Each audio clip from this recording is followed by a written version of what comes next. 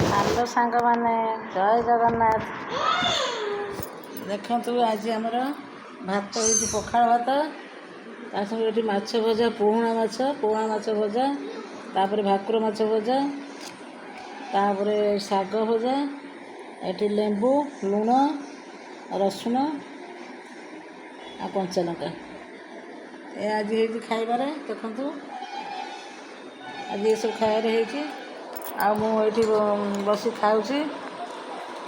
ମୋର ଆଜି ଗୋଟେ କଥା ମନେ ପଡ଼ିଗଲା, ମୋତେ ଭଲ ଲାଗୁନି ଜମା। ମୋର ଯେତେବେଳେ ହାତ ଗୋଡ଼ ଚାଲୁଥିଲା, କେତେ ଆଡ଼େ ବୁଲୁଥିଲି, କେତେ ଲୋକ ମୋତେ ଡାକୁଥିଲେ, କେତେ ଭଲ ପାଉଥିଲେ, କେତେ ଭଲ ପାଇବା ଦେଉଥିଲେ। ମୁଁ ବି ସେମାନଙ୍କୁ ଭଲ ପାଇବା ଦେଉଥିଲି। ଯିବା ଆସିବା, ଖାଇବା ପିଇବା, ଏମିତିକି ପର୍ବପର୍ବାଣି, ନିମିତ୍ତ ପର୍ବରେ ମଧ୍ୟ, ବାହାଘର ବ୍ରତଘର ସବୁଥିରେ ସେମାନେ ମୋତେ ଖୋଜୁଥିଲେ, ମୁଁ ସେମାନଙ୍କୁ ଖୋଜୁଥିଲି। ଆଉ ଏବେ ଦେଖନ୍ତୁ ମୋର ହାତ ଦୁଇଟା ଚାଲୁନି। ହାତ ଏଇଠୁ ଖସି ଯାଇଛି, ଆଉ ଏ ପଟଟା ବି ଖସି ଯାଇଛି। ଏ ହାତଟା ଏଇଠୁ 5 ଜାଗା ଭାଙ୍ଗିଛି, ଫାଟିଛି, ଭାଙ୍ଗିଛି। ହେଲାକି ହାତ ଭଲ ଫଙ୍କସନ୍ କରୁନି, ଖାଲି ଟିକେ ଏତିକିରେ ଯେତିକି ଯେମିତି ବସିକିରି କରୁଛି। ଗୋଡ଼ ତ ଆଦୌ ଚାଲୁନି, ଗୋଡ଼ ମୋର ପୁରା ଅଚଳ। ଗୋଡ଼ର ଦୁଇଟାଙ୍କ ନି ରିପ୍ଲେସମେଣ୍ଟ ପାଇଁ ଡକ୍ଟର କହିଛନ୍ତି। ଜମା ମୁଁ ଠିଆ ବି ହେଇପାରୁନି, ଖାଲି ଚାଲିପାରୁନି। ନିଜ ଟିକେ ଲାଟ୍ରିନ୍ ଟିକେ ଯିବି, ଯେତିକି ସେତିକି।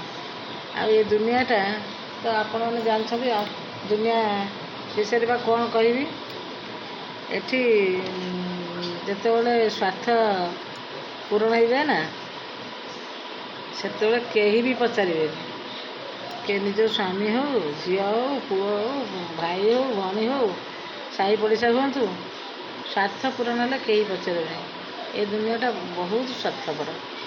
ଆଉ ଆପଣମାନେ ଦେଖିବେ, ଯେତେବେଳେ ଆପଣମାନଙ୍କର ହାତ ଗୋଡ଼ ଚାଲୁଥିବ ନା, ସେତେବେଳେ ସମସ୍ତେ ଆସି ପାଖରେ ବସିବେ। ହାତ ଗୋଡ଼ ଚାଲୁଥାଏ ଯାଏଁ ସମସ୍ତେ ନିଜର, ହାତ ଗୋଡ଼ ଅଚଳ ହେଇଗଲେ ସମସ୍ତ ପର। କେହି ପାଖ ବସିବେନି, ଧରାଛୁଆଁ ଦେବେନି। ଏ ଦୁନିଆଟା ହେଉଛି ଏମିତି। ଆଜି ମୋର ଖାଇଲା ବେଳେ ଏ କଥାଟା ମନେ ପଡ଼ିଗଲା। ମୁଁ କହିଲି ମୁଁ ସାଙ୍ଗମାନଙ୍କ ପାଖରେ ସେୟାର କରିଦେବି। ସମସ୍ତଙ୍କ ଜୀବନ ତ ଏସବୁ ଘଟୁଛି।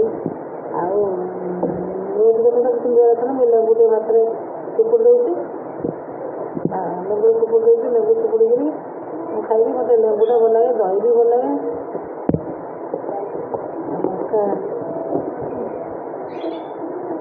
ଶାଗଟା ମୋତେ ବହୁତ ଭଲ ଲାଗେ। ଶାଗରେ ଧଣିଆ ପତ୍ର ଦେଇକି ଭାଜିଥିବ,